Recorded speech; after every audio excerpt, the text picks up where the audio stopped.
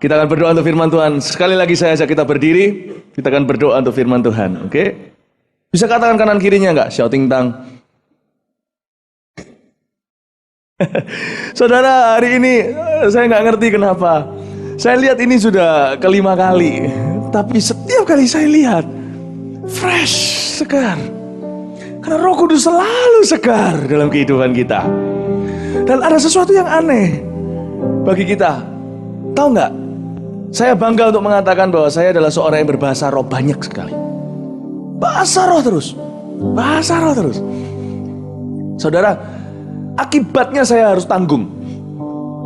Pagi tadi saya bangun udah capek bukan main. Saya berbahasa roh sepanjang hari ini. Orang-orang di dekat saya yang tahu saya letih sekali melihat perubahan ini. Tubuh saya bukan cuma kuat. Ada sesuatu yang saya nggak bisa tanggalkan. Senyum saya sepanjang hari ini. Saya udah senyum gini ini sudah seharian. Nggak bisa turun ininya. Roh Kudus itu fresh. Dan orang yang berbahasa roh terus connect dengan Tuhan. Dampaknya tanggung sendiri. Tak akan pernah layu daunnya. Tak pernah gagal buahnya. Amin. Kita akan berdoa, nggak cuma berdoa untuk firman, kita akan alami firman itu seperti ratusan orang yang hari ini sudah mengalami firman Tuhan ini. Kita akan berdoa sekali lagi, angkat tanganmu. Tuhan Yesus, terima kasih. Kami mau mengalami firman Tuhan. Kami mau betul-betul hidup dan berjalan di dalam kuasa Roh Kudus. Holy Spirit, Roh Kudus fresh. Setiap hari kami mau tidak hanya di gereja, kami mau berjalan dalam kuat kuasa Roh Kudus. Terima kasih untuk karunia bahasa roh. Sebuah benang yang terus tersambung kepada Roh Kudus di dalam diri kami ya Tuhan, masing-masing yang telah menerimanya. Yang belum, malam hari ini Kau akan memberikannya kepada kami seperti ratusan jemaat yang berdiri di tempat duduknya, di mana dia berada yang menerimanya. Terima kasih Tuhan. Di dalam nama Yesus kami berdoa. Amin. Silakan duduk. Seperti yang saya katakan, seharian ini saya khotbah soal bahasa roh. Soal apa saudara? Bahasa roh. Saudara, saya nggak akan ulang khotbah saya dari kebaktian-kebaktian yang lain. Semuanya beda. Ini suatu seri. Pada dasarnya saya menjelaskan bagaimana bahasa roh adalah karunia. Bukan bagi kita untuk ke gereja, untuk penyembahan. Tapi karunia bagi kita untuk kita berjalan dalam kuasa Roh Kudus setiap hari. Apa yang saya ajarkan seluruh kebaktian di minggu ini, saya yakin Anda belum mendengarkannya 10-20 tahun ini tentang bahasa roh. Saya minta Anda dapatkan kasetnya. Cari kasetnya di bawah nanti. Dengar kebaktian 1, 2, 3. Kebaktian 1 saya bicara soal bagaimanapun, kapanpun kita bahasa roh.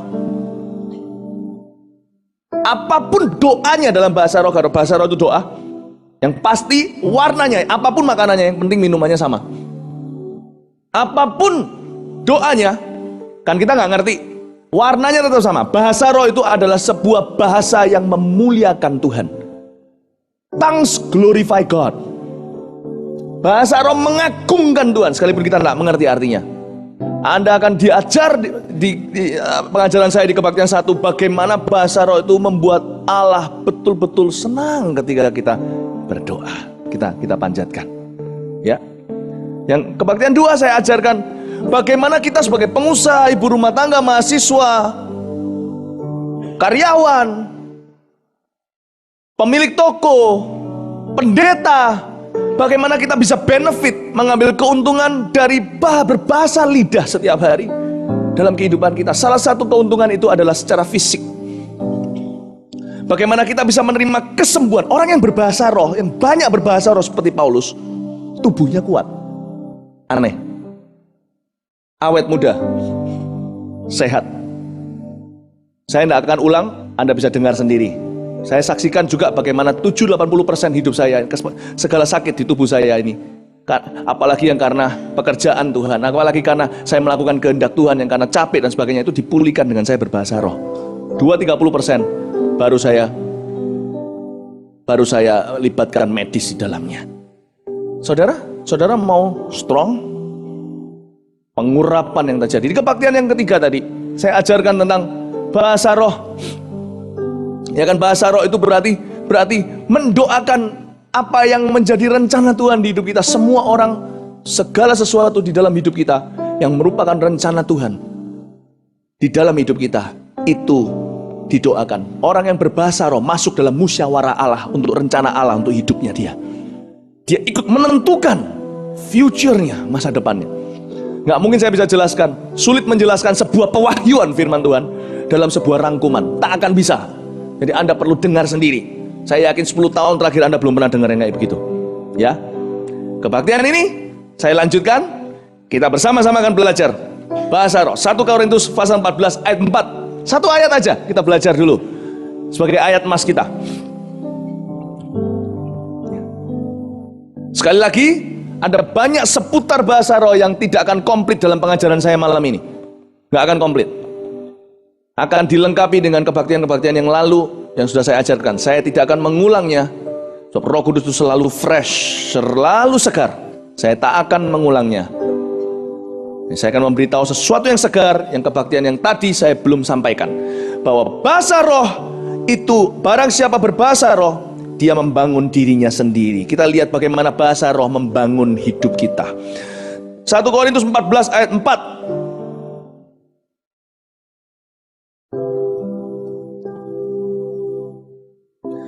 Kita baca bersama-sama. 2, 3. Siapa yang berkata-kata dengan bahasa roh, ia membangun dirinya sendiri. Tetapi siapa yang bernubuat, ia membangun jemaat. Kita baca bersama-sama lagi pasal 4a sampai diri sendiri. 2, 3. Siapa yang berkata-kata dengan bahasa roh, ia membangun dirinya sendiri. Baca sekali lagi. 2, 3. Siapa yang berkata-kata dengan bahasa roh, ia membangun dirinya sendiri. Katakan amin.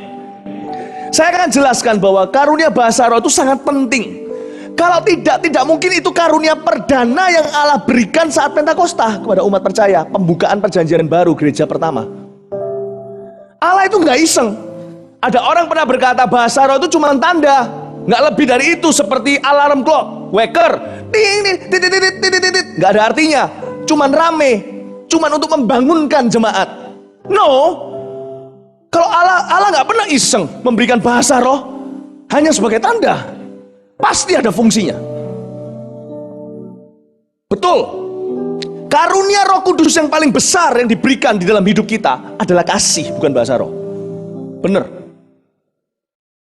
Bahasa roh, kalau orang bisa berbahasa roh tidak punya kasih, dia seperti tong kosong nyaring bunyinya. Betul. Tapi itu kalau orang yang berbahasa roh dengan motivasi, dengan cara dan pengetahuan yang salah. Tapi sesudah minggu ini, tentunya Anda tidak akan punya motivasi yang salah. Sebab saya sudah menjelaskan fungsinya dengan sangat jelas dalam pengajaran firman Tuhan dan pengurapan Roh Kudus. Kita tidak cuma ngajar firman, orang ngalami pengurapan Roh Kudus. Dia ada di sini sekarang. Saudara, Alkitab berkata bahwa kasih Allah itu dicurahkan dalam hati kita oleh Roh Kudus. Kasih memang. Tetapi kenapa kok Allah tidak memberikan kasih saat gereja itu berdiri pertama kali? Kok mereka tidak diberi kasih yang luar biasa, aku kasihi kau dengan kasih Tuhan, lalu mereka saling berpelukan? Kenapa Allah beri bahasa roh? Berarti ini sangat sentral dalam kita berjalan dalam kuasa Roh Kudus setiap hari. Sentral dalam kehidupan orang percaya. Sentral. Ini bukan untuk perdebatan doktrin, bukan perdebatan antar gereja. Di kebaktian sebelumnya saya sudah jelaskan bagaimana itu bukan untuk perdebatan. Bahasa roh bukan keharusan, bahkan bukan tiket ke surga. Bukan bicara soal keselamatan. Bahasa roh juga bukan tingkat kerohanian. Bahasa roh itu bukan keharusan, tapi kehausan. Dengarkan seksama, bukan keharusan, tapi kehausan. Banyak jemaat belum menerimanya, karena belum terdorong untuk memintanya. Kalau nggak minta ya masa Tuhan mau paksa? Roh Kudus kan bukan roh jahat, bukan roh setan yang memaksa kita. Roh Kudus itu lembut. Kalau kita nggak minta ya kita nggak dapat. Ayo, malam ini kita akan minta. Bahasa roh itu begitu penting diberikan saat Pentakosta. Allah nggak iseng. Berarti ini adalah karunia yang membuka semua karunia yang lain. Berarti ini adalah karunia yang membangun hidup anak-anaknya. Kalau tidak gitu tidak akan dikasih. Ini adalah karunia yang penting, bukan terbesar memang, tetapi mungkin yang terpenting. Kalau kita bukan terpenting dalam keselamatan, terpenting kalau kita mau hidup dalam kuat kuasa Roh Kudus setiap hari, bukan cuma di gereja penyembahan, praise and worship. Itu bukan tujuan utama bahasa roh, tahukah Anda? Ke gereja untuk berbahasa roh bersama-sama praise and worship, itu keindahan. Itu keindahan memang. Ya, tetapi itu bukan tujuan utamanya. Tujuan utama bahasa roh diberikan itu adalah supaya sentral di hidup kita setiap hari, supaya kita bisa berjalan dalam kuasa Roh Kudus setiap hari di hidup kita.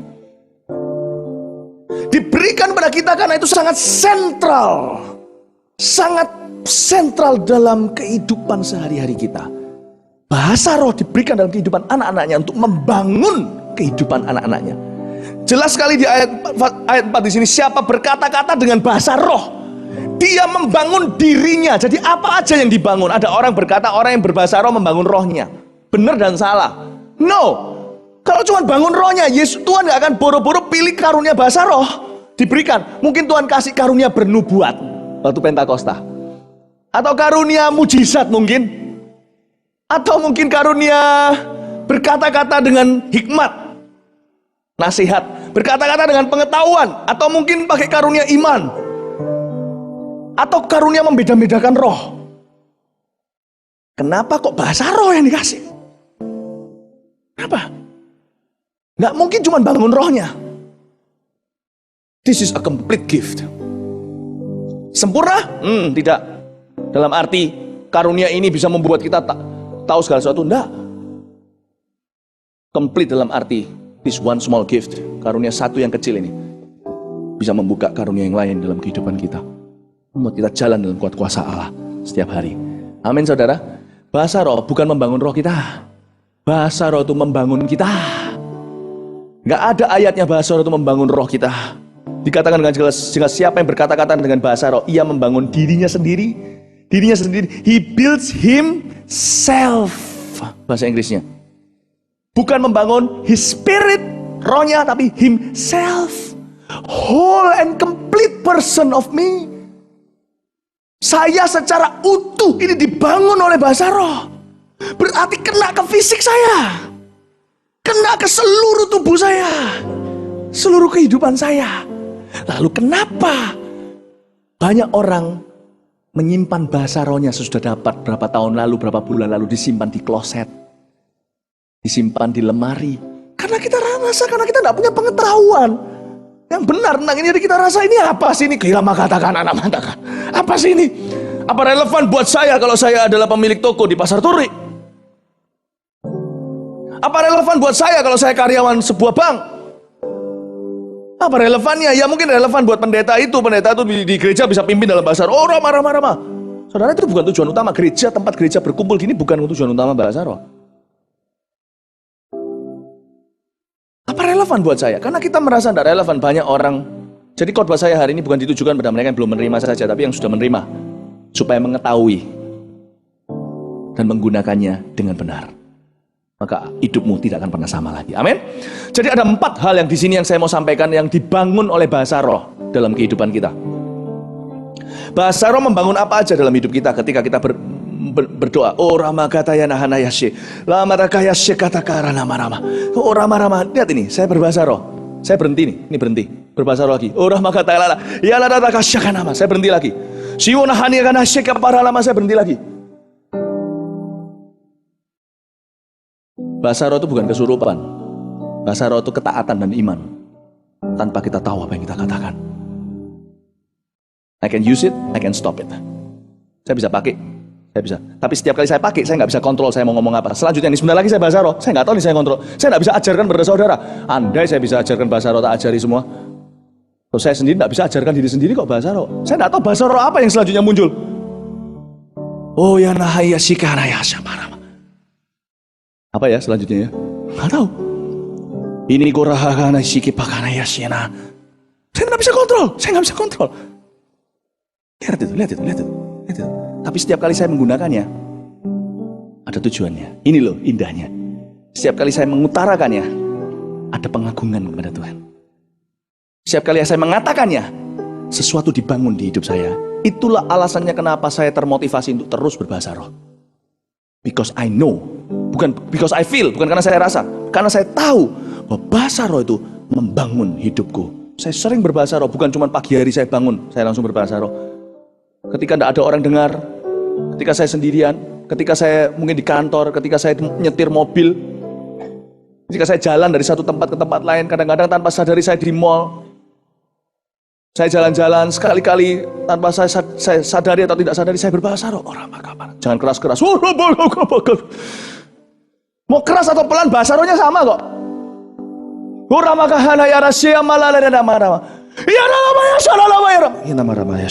Sama. Bahasa roh is not style, it's gift. It's heartfelt gift.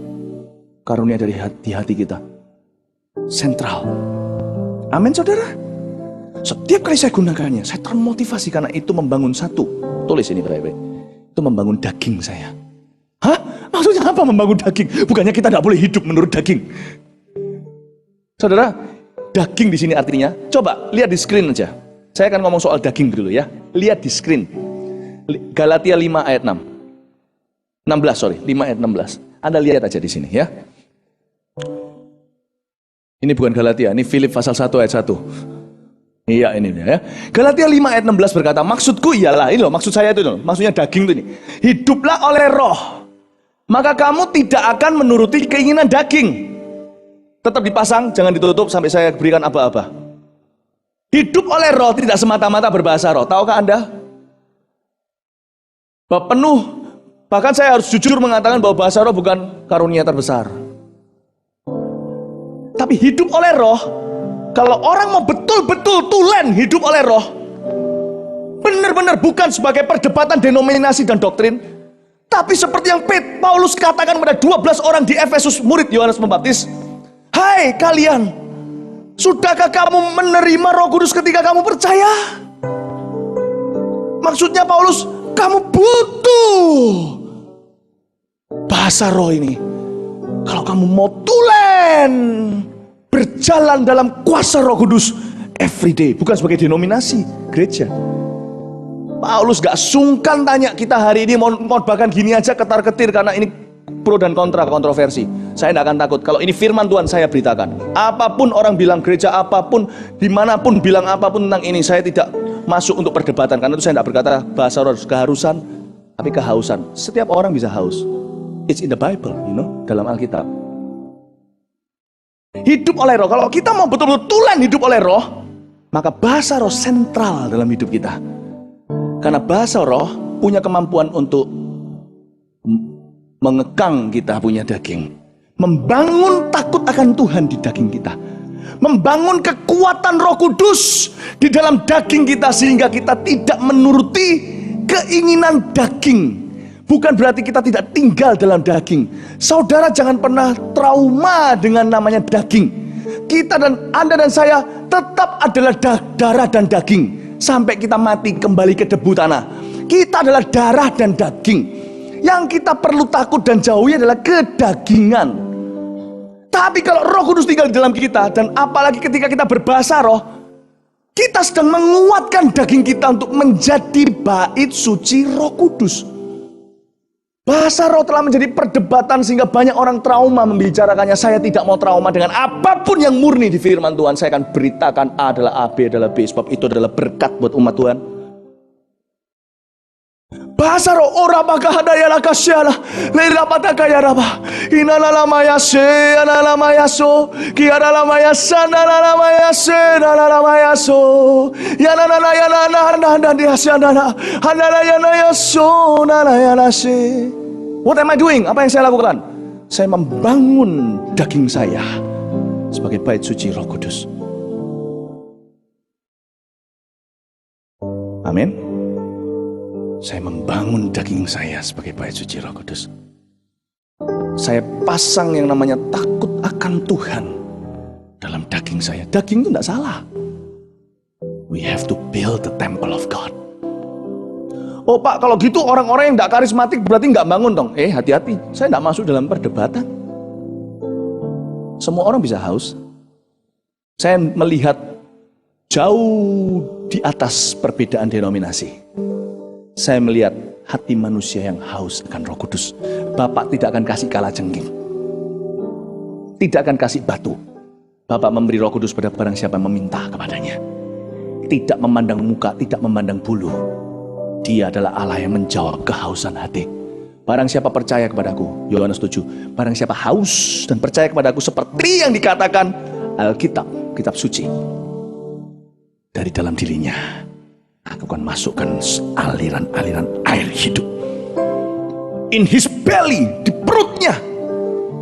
Terjemahan Indonesia, dia dari hatinya. Padahal terjemahan aslinya bahasa Yunani di perutnya. Perempuan itu berarti seperti di kandungannya. Tempat maksudnya bukan tempat fisik, tapi suatu tempat yang paling dalam di dalam dirinya. Tidak terjamah oleh apapun dari faktor luar manusia. Bahkan faktor dirinya dimasukkan. Allah memberikan karunia berbahasa roh itu. Powerful. Roma 8 ayat 2. Bahasa roh itu membangun ini. Lihat ini aja, lihat ini. Kalau yang ini ayat-ayatnya, nyalakan ya.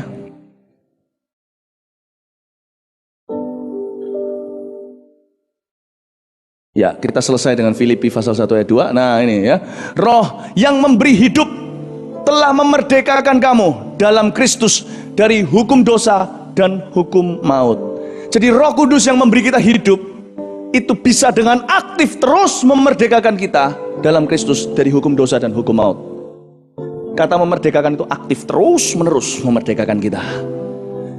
It's a process of obedience, ketaatan. Lihat satu ayat terakhir, Roma 8 ayat 13 sampai 14 untuk yang pertama tentang daging. Bisa lebih gede nggak? Dibuat lebih gede, bisa? Ya, dan lebih cepat ya. Roma 8 ayat 13 sampai 14. Sebab jika kamu hidup menurut daging, ini yang masalah. Kalau kita hidup menurut daging, bukan hidup dalam daging. Kalau kita hidup menurut daging, kamu akan mati. Tetapi jikalau oleh roh, katakan oleh roh, katakan oleh roh, kamu mematikan perbuatan-perbuatan tubuhmu. Lihat, kata oleh roh, kata pasif. Aku dirampok, aku dijemput oleh, itu pasif sayanya. Ini adalah ayat yang aneh karena katakan oleh roh, lalu habis itu ada kata aktif kita, mematikan. Kamu mematikan perbuatan tubuhmu. Saudara, itulah partnership with the Holy Spirit. Kemitraan dengan Roh Kudus yang terjadi dalam bahasa roh. Roh Kudus yang mematikan, bukan kita. Bahasa roh tidak mematikan, Roh Kudus yang mematikan. Tetapi bahasa roh membangun daging kita, membangun diri kita. Bahasa roh itu adalah bagiannya kita, mematikan perbuatan-perbuatan tubuh. Tugas kita, bagian kita waktu itu adalah berbahasa roh. Roh Kudus yang akan membangun daging kita, mematikan perbuatan tubuhmu, kamu akan hidup. Saudara, yang pertama, bahasa roh membangun daging kita.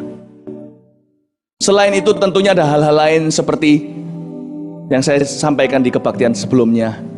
Bahasa roh itu memulihkan kita. Bahasa roh itu menyembuhkan sakit penyakit kita. Itu bahasa roh. Anda tahu di luar sana sekarang ada banyak yang orang suruh baca mantra, okultisme. Itu semua adalah palsuannya, imitasinya Roh Kudus. Orang-orang melakukan mantra tanpa sumber yang jelas, sedangkan sumber kita adalah Kristus, Allah Bapa di sorga yang tidak akan memberikan kalajengking pada kita. Okultisme itu semuanya meniru apa yang asli, yaitu Roh Kudus. Tapi karena mereka, roh jahat melihat potensi ini, dia menirunya dengan mengadakan orang untuk mantra dan sebagainya untuk sembuh.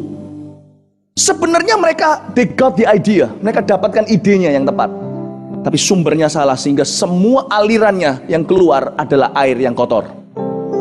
Sumber kita benar, tetapi orang Kristen tidak pernah mau untuk menarik apa-apa dari sumber itu untuk dirinya. Mereka lebih bergantung dengan faktor-faktor luar. Sedangkan 1 Yohanes pasal 2 ayat 27 berkata dengan jelas, di dalam dirimu ada pengurapan. Kamu tidak perlu orang lain untuk mengajar kepadamu. Roh itu pengurapan akan mengajar kepadamu segala sesuatu. Tetaplah tinggal di dalam dia. Artinya terus tarik. Karena itu banyak orang yang punya bahasa roh tidak memakainya adalah orang seperti mempunyai sebuah kekuatan di dalam dirinya yang tidak pernah mau dia ambil. Saudara, perhatikan ini. Bahasa roh itu membangun daging kita juga berarti membangun kita secara fisik. membangun kita secara mental. Yang kedua, bahasa roh membangun apa kita? Otak kita. Otak kita. Lihat sekarang bersama dengan saya pasal 14 ayat 15. Jadi apakah yang harus kuperbuat? Aku akan berdoa. 1 Korintus 14 ayat 15. Buka aja, nyalakan di ini aja LCD. Jadi apakah yang harus kubuat? Aku akan berdoa dengan rohku, tetapi aku akan berdoa juga dengan akal budiku. Aku akan menyanyi dan memuji dengan rohku, tetapi aku akan menyanyi dan memuji juga dengan akal budiku. Kita perhatikan kata-kata ini. Ini bukan bicara soal liturgi dalam penyembahan. Ini bicara tentang korelasi hubungan antara roh dan akal budi. Antara bahasa roh dan akal budi. Paulus tidak mengatakan ini sebagai suatu keharusan dalam sebuah ibadah harus ada penyembahan dalam roh, penyembahan dalam akal budi. Dia tidak ngomong ini tentang saat teduhnya. Meskipun benar saat teduh kita, saat teduh saya juga terdiri dari bahasa roh dan bahasa manusia. Namun saudara, ini bicara tentang korelasi yang erat sekali. Bahwa ketika kita berdoa dengan roh kita, saudara, kita berdoa dengan roh kita akan lebih tajam berdoa dengan akal budi kita. Ketika kita menyanyi dengan roh kita akan lebih tajam menyanyi dan memuji dengan akal budi kita. Tahukah Anda bahasa roh itu sharpens, menajamkan otak kita? Saya melihat bahwa orang yang berbahasa roh banyak akan menerima banyak spiritual intelligence dalam hidupnya. Kemampuan-kemampuan baru. Akan menerima kekuatan dari Roh Kudus di dalam pikirannya dia. Sehingga dia bisa berkata seperti Rasul Paulus, aku pun punya pikiran Kristus. Saudara tahu, bahasa roh itu heals. Ada kasus di mana orang yang begitu bodoh tidak naik kelas, dibaptis dalam Roh Kudus. Dan dia betul-betul menggunakan karunia yang Allah berikan kepada dia, dia tidak sia-siakan. Ini cerita beneran, saya dan 1-2 orang seperti ini. Dan orang itu menjadi cerdas karena berbicara dalam bahasa roh. Percaya nggak? Bahasa roh shape your brain. Saya setiap kali sebelum khotbah, sebagai profesi saya, sebagai pengkhotbah, ini mungkin tidak relevan dengan sebagian besar Anda. Saya tidak bergantung dengan persiapan secara manusia, persiapkan khotbah saya. Saya bergantung dengan banyak bahasa roh, sehingga ketika saya khotbah, ini cuma interpretasinya bahasa roh saya tadi pagi dan sepanjang hari ini. When I speak in tongues, my mind sharpen. Di dalam otak kita ini ada bagian otak-otak yang dipakai untuk kata-kata. Itu bagian otak yang paling saya pakai banyak dalam hidup saya, karena profesi saya. Jadi kalau Anda bicara angka sama saya masih agak, padahal matematika saya dulu bagus, tapi karena tuntutan pekerjaan, otak bagian mana yang saya pakai adalah otak bagian kata-kata. Sehingga pada akhir kebaktian seperti ini, biasanya, apalagi kalau saya bergantung dengan kekuatan saya sendiri, pulang itu seperti mau meledak kepalanya. Coba khotbah 5 kali, beda-beda. Anda akan kehabisan kata-kata pulang. Rasanya tuh mau mikir tuh sulit. Saudara, karena itu persiapan saya sebelum saya gunakan otak saya adalah saya berdoa dengan roh saya sebelum saya pakai akal budi saya. Dengan saya berbicara dalam bahasa roh, mempermudah setiap profesi saya, khotbah saya, sehingga yang keluar hanyalah terjemahan dari roh, bahasa roh yang tadi saya doakan. Saya tidak tahu apakah semua saya terjemahkan, tentunya tidak. Bahasa roh itu kompleks, arti sesungguhnya, itu pengagungan kepada Tuhan, itu doa. Tetapi saya percaya bahwa akal budi saya dipertajam karena bahasa roh. Kalau Anda adalah seorang pengusaha, Anda mau membuat keputusan, jangan langsung pakai kekuatan otakmu, bukan gagah perkasa. Itu artinya jangan pakai otak sendiri. Otak, meskipun kita punya PhD, kita adalah S3. Saudara tahu, karena kita membuat keputusan di dalam suatu dunia yang tidak pasti, kita membuat keputusan yang melibatkan manusia yang berubah-ubah. Kita melibatkan keputusan, mengambil keputusan yang melibatkan emosi kita yang tidak menentu, tergantung. Kita semua tidak ada yang objektif mengambil keputusan, percayalah. Orang yang paling objektif pun dia tidak objektif. Karena dia sudah terpengaruh dengan upbringing, cara dia dibesarkan, dengan kebudayaannya, segala sesuatu. Karena itu orang yang tahu betul-betul bahwa dia harus seorang decision maker yang baik akan berbahasa roh banyak. Sungguh. Karena ketika kita bahasa roh, bagian otak kita yang untuk membuat keputusan, itu akan dipengaruhi dan dibentuk oleh bahasa roh itu. Benar. Sebelum saya ke kantor setiap hari, apa yang saya lakukan? Saya berbahasa roh lama. Saya berbahasa roh lama dengan tujuan supaya Lord, Tuhan, bangun otakku. Pimpin, bangun otakku. Kelihatannya bahasa roh itu bahasa lidah. Tuhan itu hebat. Tuhan itu kalau mau kontrol hidup seseorang, dikontrol nahkodanya.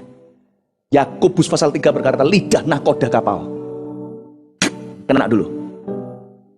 Sesudah itu ketika kita menggemakan lidah kita, kata Amsal, siapa yang rajin menggemakannya akan mendapat upahnya, dampaknya.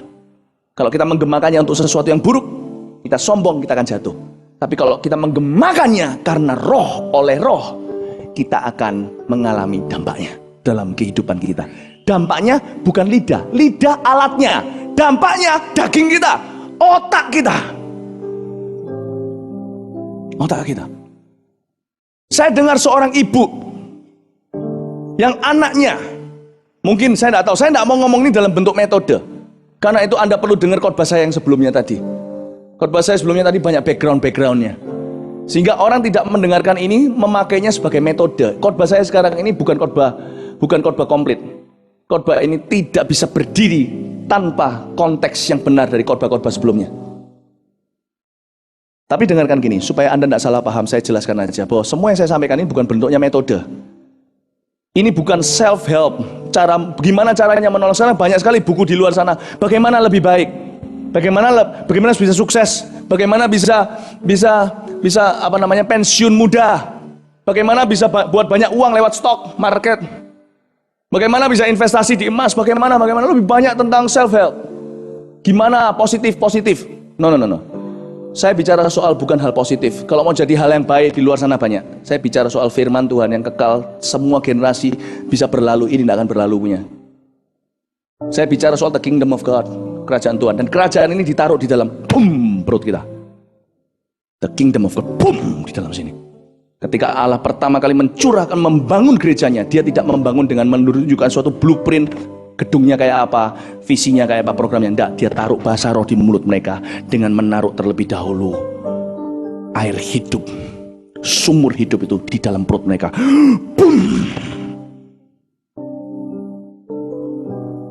Ditaruh di lidahnya. Saudara harus tahu ini, bahasa roh tidak berakhir di lidah kita. Efeknya itu di tubuh kita, efeknya itu di otak kita, di hidup kita. Anda pembuat keputusan, be afraid. Jadilah takut tanpa Anda berbahasa lidah dulu setiap hari. Be afraid. Setiap hari saya buat keputusan, saya berbahasa roh terlebih dahulu. Dan sementara saya ambil keputusan, saya berbahasa roh. Selama saya mengambil keputusan, saya berbahasa roh. Tentunya ketika saya umumkan keputusan saya tidak akan bahasa roh. Saudara-saudara, ini keputusannya. Kira marah anak ya syana marah. Orang kan, notulennya gimana itu, notulen rapatnya? Tapi saya libatkan Roh Kudus dalam setiap proses otak saya, baik itu otak untuk angka, untuk kata-kata, untuk keputusan, atau untuk kreativitas. Saudara tahu, orang yang berbahasa roh akan mengeluarkan proyek-proyek yang mengguncang dunia, akan mengeluarkan proyek-proyek yang menggoncang gereja, menggoncang komunitasnya, menggoncang marketplace. Orang yang berbahasa roh. Tahukah siapa yang rajin menggemakan lidahnya akan mendapatkan balasannya? Rajin-rajinlah menggemakannya. Amin, saudara. Saya kadang-kadang dimulai, saya berbahasa roh sampai saya ngerti. Bahasa roh telah menjadi so part of me, bagian saya. Ada satu karunia kalau Anda ambil dari saya akan nangis sekali. Anda bisa ambil karunia mujizat dari saya, kalau saya memang punya. Ada orang mengarsa katanya, saya ini punya karunia kesembuhan. Pernah sekali saya KKR ditulis, seorang hamba Tuhan muda. Iya, selamanya muda. Yang punya karunia kesembuhan. Ya, andai saya punya karunia kesembuhan, tak sembuhkan semua Anda semua sini, yang sakit semua tak sembuhkan. Andai kata saya punya karunia kesembuhan, ambil, enggak apa-apa. Andai kata saya punya karunia iman, ambil semua, enggak apa-apa. Jangan ambil satu ini aja. Ini bukan terbesar, memang betul, bukan terbesar. Tapi bagi saya terpenting loh. Karena ini sangat sentral dalam saya, sebagaimana saya berada dalam profesi keluarga saya, dalam kehidupan saya sehari-hari, dalam menghadapi masa depan. Ini bagi saya bukan cuma, saya tidak menyembah, mengidolakan bahasa roh, enggak. Bukan benangnya, kabelnya yang saya idolakan, tapi channelnya itu benang ini seret tembusnya langsung ke ruang tahta kasih karunia Allah, di mana tidak ada hambatan dengan kebudayaan pikiran manusia, dengan setiap perasaan mood saya, keluhan saya pun tidak bisa menghalangi. Ketika saya berbahasa roh, saya langsung masuk ke master bedroomnya my master, ruang tahta maha sucinya Tuhanku. Sekalipun saya lagi bete pun, saya bisa bete, Tuhan, pukul-pukul pun keluarnya bahasa rohnya tetap dikontrol Roh Kudus, keluarnya sebagai berikut menurut Alkitab. Karena bahasa roh itu mengagungkan Allah. Jadi mungkin saya bilang, Tuhan, aku bete, keluarnya, Tuhan, ajaiblah Tuhan. Kau sungguh heran. Saya nggak bisa kontrol. Tambah keras kan? Semua yang di sini memuja Tuhan. Terus mungkin pelan-pelan, Engkaulah Allah yang patut disembah. Saya bisa bete gimana pun tidak akan merubah bahasa roh saya. Itu tetap go straight into the throne of God, masuk kepada tahta Tuhan. Dan karena saya masuk, aku orang pertama yang akan dibangun dengan bahasa rohku. Mungkin saya masuk bete, nantinya saya akan mengalami yang ketiga dibangun. Mungkin saya masuknya bete, tapi keluarnya, karena saya masuk kan, kayak masuk ke tahta kasih karunia kan, tidak peduli keluhan saya. Bahkan bahasa roh itu dipakai saat keluhan tak terucapkan. Keluhan kita gimana pun juga, ketika kita takut, saya diberkati dengan seorang hamba Tuhan, sepasang. Saudara, saya belajar gini aja, saya beritahu. Saya belajar dari Pak Yusuf, Bu Yusuf, waktu di Kanada suatu hari, waktu nyetir, lalu tiba-tiba hampir ketabrak, nggak salah sama saya atau sama siapa, saya lupa, ya kan? Itu yang keluar di mulut mereka bukan, aduh, bukan, tapi, oh, Ramakabaya Shananam. Oh, bukan sama saya, soalnya saya sih lupa, ya kan? Cuman kalau nggak salah sama orang lain. Untung nggak sama saya, nggak dikasih anaknya nanti. Kalau nyetirnya ugal-ugalannya kan. Tapi mungkin ketika mau ditabrak itu, oh Ramaya, keluarnya bukan, aduh, tapi, oh Ramaya, oh Tuhan kau sanggup. Mungkin mendatangkan kuasa, membangun. Karena itu saudara, apapun keluhan saya masuk ke dalam tahta kasih karunia Allah. Karena saya masuk, lama-lama saya akan memperoleh yang ketiga, dibangun emosi saya. Ketiga, emosi saya. Ya, emosi kayak saya. Persiapkan ayatnya. Roma 8 ayat 6 kita lihat di screen. Emosi saya akan dibangun. Hebat nggak? Roma 8 ayat 6 berkata seperti ini. Karena keinginan daging adalah maut, tetapi keinginan roh, katakan keinginan roh, adalah hidup dan damai sejahtera. Katakan damai sejahtera.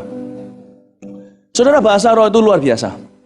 Apapun masalah yang saya bisa hadapi, bahasa roh itu memberi saya suatu fasilitas untuk saya masuk hadirat Allah. Ketika saya masih ngantuk mungkin otak saya belum bisa ke sana, saya bisa berbahasa lidah kapanpun, dimanapun.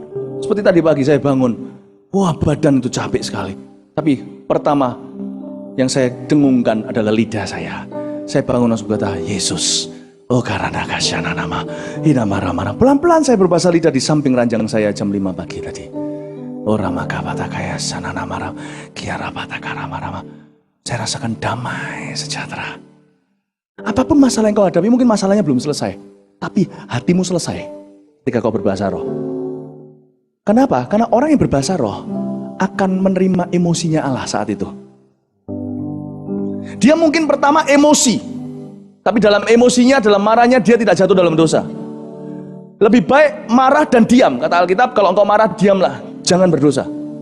Ada jalan lebih baik dari diam. Kalau engkau marah, berdoalah dalam Roh Kudus. Kita merasa tidak layak mungkin, tapi cepat lambat damai sejahtera akan masuk. Kita akan menerima emosi Allah saat itu. Lalu kita akan memperoleh kekuatan untuk membangun daging kita untuk mengalahkan amarah kita. Sehingga banyak di Alkitab dikatakan banyak kesalahan terjadi orang yang marah akan membuat banyak kesalahan. Banyak hal di hidup ini kita derita karena kita menuruti keinginan daging. Banyak di dalam hidup ini kita menderita tanpa itu penderitaan yang di luar kehendak Allah. Bukan karena Allah mengendaki penderitaan itu, tapi karena kita yang menyebabkan kita menderita sendiri. Bahasa roh membuat kita tidak harus diputar-putar oleh setan, dipusing-pusingkan, diputar-putar oleh setan. Kita tidak perlu, kita bisa langsung masuk the throne of God. Dan Tuhan akan memberikan kepada kita saat itu dalam hati kita emosinya Allah saat itu bagi kita. Tidak heran ada orang yang berbahasa roh lalu menangis tanpa dia tahu apa sebabnya. Mungkin Allah sedang mengajarkan pada dia emosinya untuk terbeban buat beban orang lain. Tetapi ada satu lagi emosi yang saya mau tunjukkan pada Anda di Roma 8 ayat 15-16. Namanya courage, boldness, keberanian. Ketika orang berbahasa roh, Roma 8 ayat yang ke-15-16, ketika orang berbahasa roh, saudara, emosi Allah masuk di dalam dirinya. Memang mulainya di lidah, tetapi ternyata yang dibangun adalah emosi sendiri. Yang bangun siapa? Roh Kudus yang bangun. Bahasa roh itu menggerakkan Roh Kudus untuk membangun kita. Ya, ingat, Roh Kudus bukan roh setan. Dia memaksa. Ada bagian kita, ada bagian Roh Kudus. Bagian kita sudah diserahkan ke kita. Berbahasa roh. Bukan karunia terbesar. Saya tidak menggede-gedekan sesuatu. Tapi saya tidak perlu minta maaf untuk berkata bahwa bahasa roh dari Tuhan. I don't apologize. Kalau itu dari Tuhan, Tuhanku tidak iseng. Pasti ada peran yang penting di hidup kita. Dengan atau tanpa itu, pasti ada bedanya. Kalau enggak, Tuhan salah berarti. Saya tidak ambil ini untuk menghakimi orang lain. Saya ambil ini untuk menginspirasi diriku. Demikian pula saya khotbahkan ini. Bukan untuk membuat orang yang tidak percaya pada bahasa roh, membuat merasa bersalah, atau feel bad, merasa buruk, merasa gagal. No, enggak. Tapi justru untuk iming-imingi, untuk inspirasi. Come, datang. Ada sesuatu yang indah juga untukmu. Kalau engkau mau minta, engkau pasti mendapat. Kalau engkau mencari, engkau akan menerima. Kalau engkau mengetuk, pintu akan dibukakan bagimu. Salah satu emosi yang akan diterima ketika kita berbahasa roh, emosi yang akan Tuhan, Roh Kudus akan membangun emosi kita adalah sebab kamu tidak menerima roh perbudakan yang membuat kamu menjadi takut lagi. Tetapi kamu telah menerima roh yang menjadikan kamu anak Allah. Oleh roh itu kita berseru, ya Aba, ya Bapa. Itu mulanya, ya Aba, Bapa.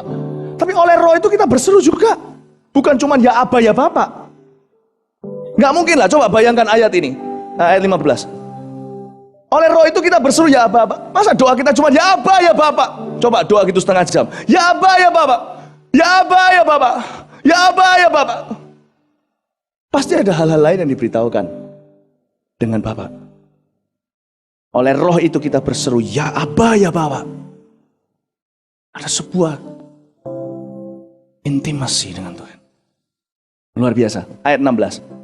Roh itu bersaksi bersama-sama dengan roh kita bahwa kita adalah anak-anak Allah. Luar biasa. Ada satu emosi lagi yang saya ajarkan, namanya courage, boldness, keberanian.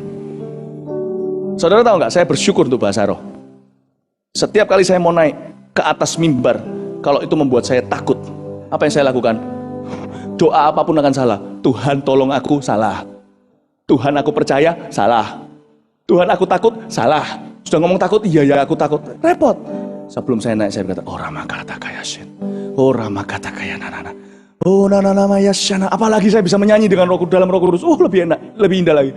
Iya Rama yasyana nana nama yasy, kiara lama yasyana nana nama yasyo, kiara lama yasyana nama yasyo, nama yasy. Sebelum saya khotbah, sebelum saya membuat keputusan, sebelum tahun lalu bulan Desember Christmas Outreach diadakan aksi Natal, di mana banyak orang berkata, nanti gimana kalau jemaat ditangkap polisi, nanti gimana kalau ada orang pukuli jemaat di tengah jalan, kalau bagaimana dengan ini, nggak mungkin bisa gini segalanya. Sebelum saya launching naik ke atas ini, sudah banyak rintangan. Saya takut, saya diperbudak, tapi saya harus naik di hadapan jemaat berkata, iya atau enggak aksi Natal kemarin.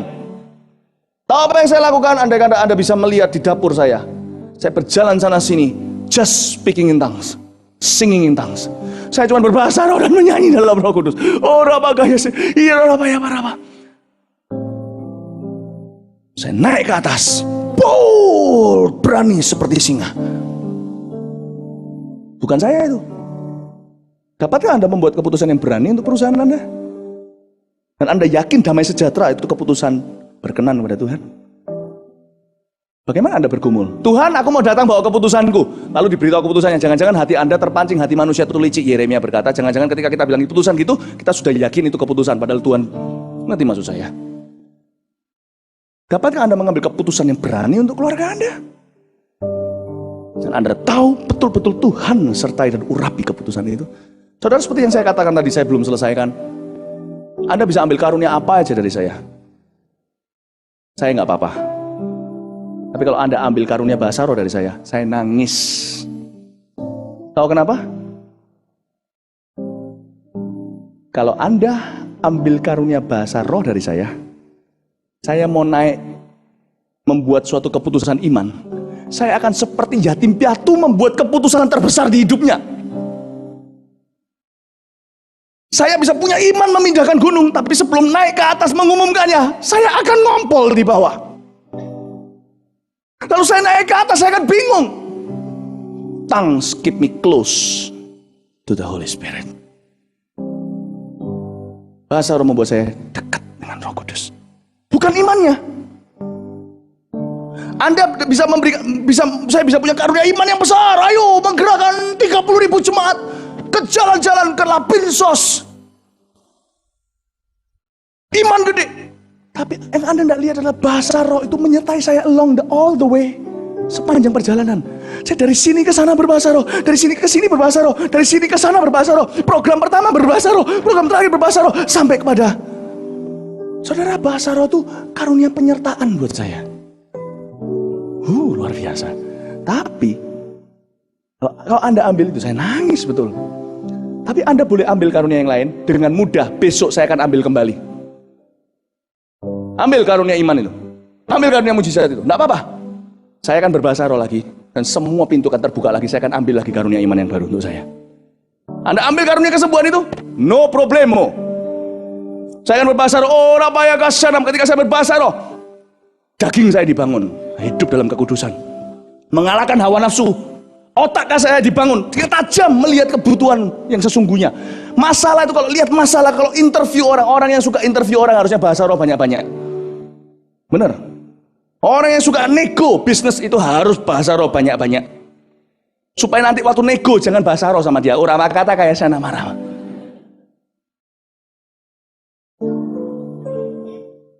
Anda bisa ambil karunia apapun dalam hidup saya, tak ambil balik sama saya. Saya berbahasa roh, otak saya tajam lagi. Saya berbahasa roh, emosi saya akan tajam. Saya nggak punya iman mungkin untuk jiwa-jiwa. Nggak punya iman. Mungkin. Siapa yang punya iman sih? Untuk ngebuk 17.000 stadion Makodam tanggal 11-12 April bulan depan.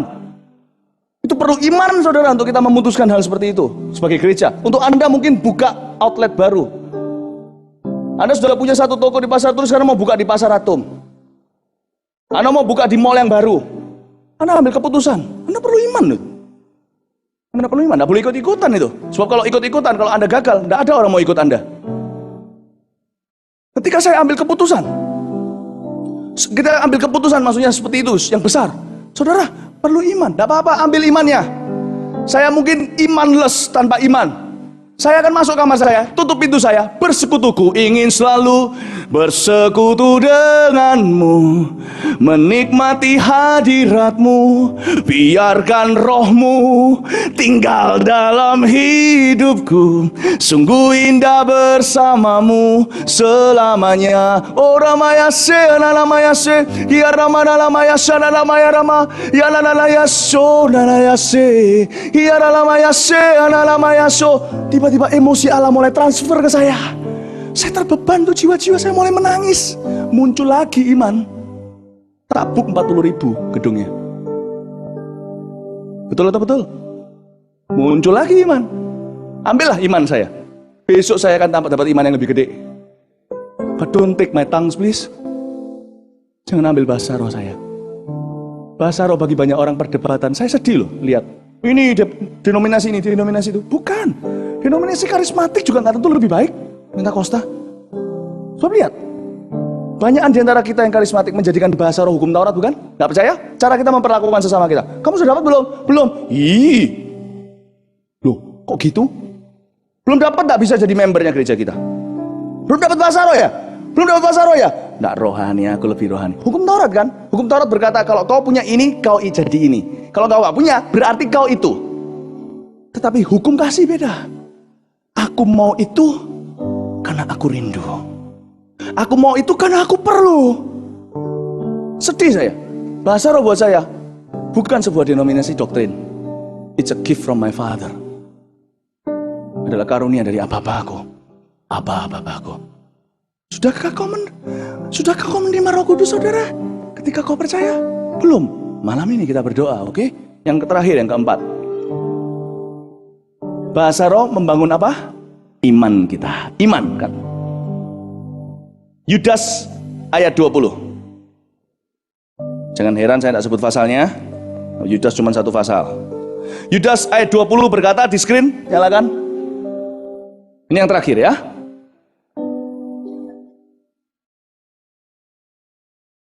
Yudas ayat 20 berkata, akan tetapi kamu saudara-saudaraku yang kekasih, bangunlah dirimu sendiri di atas dasar imanmu yang paling suci, dan berdoalah dalam Roh Kudus. Saya tidak bisa berkata bahwa ini otomatis bicara, nyalakan terus, bahwa ini otomatis berkata bahasa roh. Tapi saya cuma ambil intisari dari setiap ayat ini. Saya tahu ini inklusif itu. Karena kalau tidak tentunya Yudas sudah berkata berdoalah kepada Tuhan Yesus saja. Apa adanya ala kadarnya. Tapi berdoalah dalam Roh Kudus, bicara soal keterlibatan Roh Kudus yang banyak dalam doa itu. Bahkan dalam bahasa roh, keterlibatan Roh Kudus itu banyak banget. Everything. Kita nggak ngerti dari A sampai Z.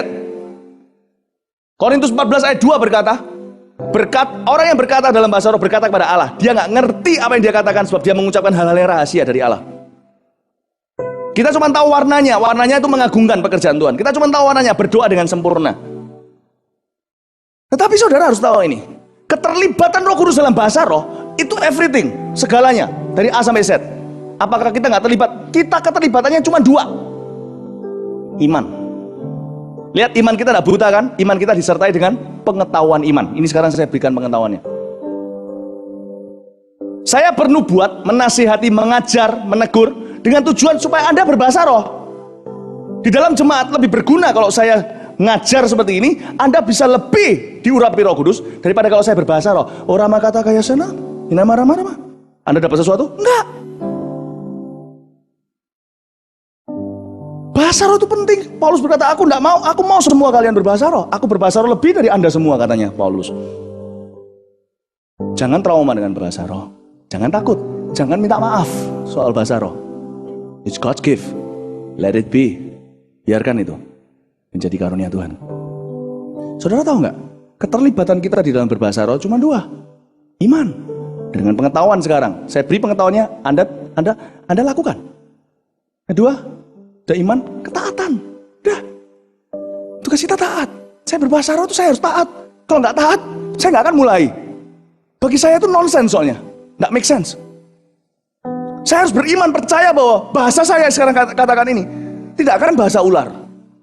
Kalau saya mintanya dari Tuhan Yesus, saya menerimanya dalam satu kali waktu dalam perjalanan hidup saya percaya itu milikku untuk membangun hidupku dari Tuhan. Tuhan tidak pernah iseng. Amin saudara? Amin. Nah ini lihat. Bangunlah dirimu sendiri di atas dasar imanmu yang paling suci dan berdoalah dalam Roh Kudus. Jadi bahasa roh membangun iman kita. Orang yang berbahasa roh sering, dia punya iman tanpa dia sadari. Ini benar, tanpa dia sadari. Dia punya iman akan betul-betul menjadi lebih besar dari waktu ke waktu. Menjadi lebih besar. Imannya tidak berubah, menjadi lebih besar. Orang berbahasa roh memperbesar kapasitas imannya. Ini secara tidak langsung mempengaruhi seluruh keputusan dan kehidupannya. Mempengaruhi seluruh keputusan dan kehidupannya. Bahasa roh membangun kapasitas iman kita sehingga kita melihat Alkitab yang sama, ayat yang sama, bisa berkapasitas beda melakukannya. Ayat yang sama, pergilah, jadikanlah seluruh bangsa muridku di mata satu orang yang umur 5 tahun usianya secara rohani, maksudnya kayak anak kecil, dengan orang yang umurnya 45 tahun umurnya secara rohani, seolah-olah umur 45 tahun beda kapasitasnya. Berilah maka akan diberi kembalikan padamu. Beda. Bahasa roh tidak membuat kita, tidak mendikte iman kita. Iman tetap timbul dari pendengaran firman Tuhan. Tetap firman. Saya bisa bahasa roh sampai jungkir balik 2 jam di depanmu, imanmu gak akan dibangun. Imanmu bukan dari bangun. Imanmu tidak akan Anda tidak akan mendapatkan iman. Saya bisa khotbah kayak begini. Kayak begini saya khotbah. Tapi kalau kau tidak punya kapasitas iman, semua khotbah setiap minggu dengar khotbah tidak ada gunanya. Orang yang sama berdiri di depan saya, satu sebelah kanan, satu sebelah kiri, sama-sama dengar firman. Yang satu kapasitas imannya lebih besar, yang satu tidak punya kapasitas iman. Beda hasil khotbahnya. Bahasa roh tidak menggantikan firman Tuhan. Saya baca Alkitab, karena Alkitab lah iman timbul dari pendengaran, dan iman bertumbuh lewat pembacaan kitab suci dan lewat penganiayaan, penderitaan karena firman suci. Tapi bahasa roh memperbesar kapasitas saya. Ketika mendengar firman Tuhan secara langsung, mendengar firman Tuhan dalam khotbah, membaca firman Tuhan, mendengarkannya, saya dulu dan sekarang tanggapannya beda kapasitasnya. Coba tanya anak umur 5 tahun dengan orang tua umur 45 tahun. Anda masih ingat waktu Anda umur 5 tahun? Saya masih ingat. Saya waktu umur 5 tahun dengan sekarang saya umur 34 tahun. Beda. Padahal kalau dipikir-pikir orangnya sama tuh. 5 tahun itu juga si Philip umur 5 tahun. Sekarang ini Philip umur 34 tahun. Tapi Anda tanya sama saya, jawabannya beda dengan jawaban saya dulu. Bahasa roh membuat perbedaan seperti itu. Tidak merubah Alkitab. Bahasa roh tidak merubah Alkitab loh. Tapi merubah respon iman kita terhadap Alkitab dan apa yang Allah katakan. Bahasa roh tidak mengubah ini. Tetapi orang yang berbahasa roh akan benefit the most dari Alkitab. Di tangan orang yang tidak memperdulikan. Saya lebih mending khotbah sama jemaat yang berbahasa roh banyak di rumah. Karena saya bisa khotbah apapun jadi itu. Jadi. Berproduk. Jadi. Karena itu saya tidak boleh membangun Anda dengan cara yang salah, dengan memanjakan Anda. Nina bobo, oh Nina bobo, tidak boleh. Kita kalau gembala yang baik, kita harus memperbesar kapasitas Anda. Kita tidak memberikan Anda ikan untuk makan sehari. Kita mengajarkan Anda memancing ikan untuk bisa menjala ikan seumur hidupmu. Khotbah saya ini mempersiapkan Anda untuk mendengar khotbah-khotbah berikutnya. Gimana penerimaan Anda tergantung dengan kapasitas iman Anda. 4 hal. 1, bahasa roh membangun daging kita untuk menjadi baik suci Roh Kudus. 2, membangun otak kita. 3, bahasa roh membangun emosi kita, menerima emosi Allah. 4, bahasa roh membangun iman kita, kapasitas iman kita. Mari kita berdoa sama-sama. Kita bangkit berdiri, kita berikan tepuk tangan untuk Tuhan Yesus. Thank you Jesus, thank you Jesus. Haleluya, haleluya. Haleluya Tuhan Yesus. Terima kasih Tuhan. Siapa di sini? Sekali lagi, bahasa roh bukanlah takaran kerohanian, tapi karunia. Malam ini, kalau Anda percaya dan haus, Anda pun bisa menerimanya. Sebab Bapa memberikan Roh Kudus kepada barang siapa yang meminta kepadanya. Bukan kalajengking, bukan batu. Boleh saya lihat orang-orang yang belum bisa berbahasa roh, namun rindu dan haus untuk menerimanya malam ini, bisa angkat tangan? Banyak sekali. Tetap diangkat tangannya, jangan diturunkan. Sebab saya mau berdoa. Begini caranya, tetap diangkat ya, supaya nggak capek. Mungkin nggak usah terlalu tinggi, supaya nggak capek ya. Apa yang kita lakukan adalah, saya mau ajak Anda untuk berdoa sederhana aja. Minta, katakan minta. Ngomong minta, minta. Minta. Gampang kan minta itu? Minta kita akan mendapat. Saya tidak akan ajarkan bahasa roh, sebab saya juga tidak bisa menentukan bahasa roh saya sendiri. Tapi saya akan ajarkan kepada Anda gimana caranya meminta dan menerima dengan iman. Saya ajarkan Anda dengan mudah. Jadi ini yang akan kita lakukan. Sebentar saya akan tuntun Anda berdoa. Sesudah Anda berdoa, doa ini disertai seluruh jemaat mendukung, saudara harus mendukung semua orang yang mengangkat tangan ini. Kita doakan, ucapkan dengan mulut kita. Sesudah saya berkata amin, saya ikat semua bahasa manusia di gedung ini. Bahasa Indonesia, bahasa Chinese, bahasa Inggris, bahasa India, bahasa semuanya.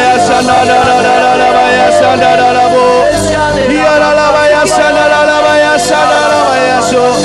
Kira bara bara bara bara bara bara bara bara la baya se. Kira la la baya sana la la la baya se. Ora baya bara la baya sana la la la baya se. Kira bara bara bara bara bara bara bara. Lima Roh Kudus, lima Roh Kudus, lima Roh Kudus. Sana la baya la baya la baya la baya bara. Kira bara bara bara la baya sana la la la la la. Kira bara bara bara la baya sana la la la la la. Shabara bara bara la bara baya bara la bara la baya bara bara bara. Terus berdoa, terus berdoa. Siara la baya se. Hiara la malaya sana la la la la la la baya se. Ina bara bara bara bara bara bara bara bara.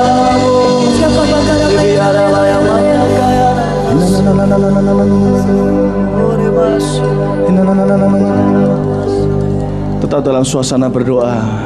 Turunkan tanganmu. Ini baru babak pertama. Saya akan berdoa sekali lagi. Tapi sekarang saya mau tanya dulu. Siapa yang pertama kali menerima bahasa roh barusan ini? Kembali angkat kedua tangannya tinggi-tinggi. Saya mau lihat.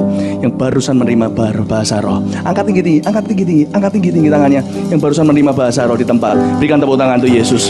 Oh haleluya, haleluya, haleluya, haleluya, haleluya. Haleluya, sekali lagi saya ajak semua yang belum menerimanya untuk berdoa seperti ini. Semua jemaat dukung, katakan Yesus, Yesus, saya tetap percaya. saya tetap percaya. Saya percaya ketika mengetuk pintu akan dibuka. Saya percaya ketika mereka ketuk, Karena Engkau berkata akan dibuka, maka akan dibuka. dibuka. Tuhan Yesus, Tuhan Yesus, penuhi saya selalu dengan Roh Kudus-Mu. Aku haus Tuhan. Aku haus Tuhan. Angkat tanganmu semua, angkat tanganmu. Aku haus Tuhan. Oh rabatayase, sembah Dia dalam roh, menyanyi dalam Roh Kudus. Dia dalam maya sandala maya rambo. Tidak ada bayase. Masih banyak orang yang menerimanya. Masih lagi ada orang-orang yang menerimanya. Siga para mana lama ya sana la la la la la la la la bo. Dia la maya sana la maya sana la maya se. Ina para la maya sana la maya para la maya so. Dia la maya se. La maya sana la maya so. Ina para la maya sana la maya para la maya so.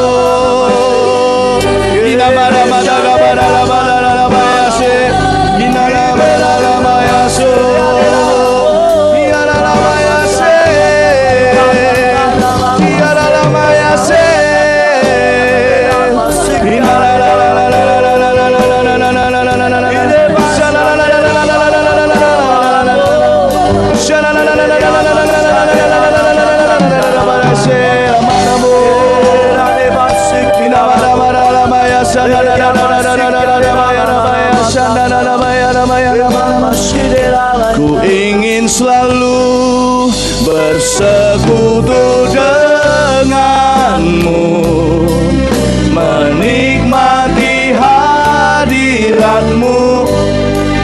Biarkan rohmu tinggal dalam hidupku. Sungguh indah bersamamu.